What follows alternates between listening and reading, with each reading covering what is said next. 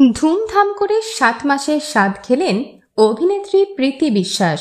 বউয়ের baby bump আগলে photo share করেছেন অভিনেতা রাহুল মজুমদার। সেপ্টেম্বরে আসতে চলেছে রাহুল প্রীতির প্রথম সন্তান। বিয়ের 4 বছরের মাথায় মা হচ্ছেন অভিনেত্রী। টলিপাড়ার জনপ্রিয় তারকা জুটি হলেন রাহুল এবং প্রীতি।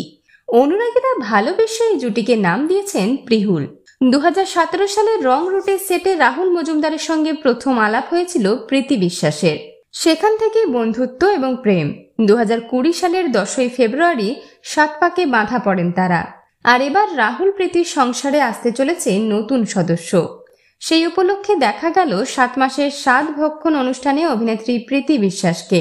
এই দিন লাল টুকটুকে শাড়ি, গা ভর্তি সোনার গয়নায় ঝলমল করছিল হবু মায়ের রূপ।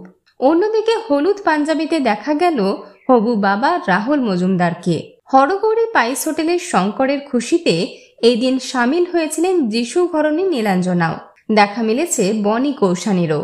সেলেব হাউসের তরফ থেকে রাহুল, প্রীতি এবং তাদের হবু সন্তানের জন্য রইল অনেক অনেক শুভেচ্ছা। বিনোদন জগতের আরো অন্যান্য খবর নিয়ে ফিরছি, জুড়ে থাকুন আমাদের সঙ্গে।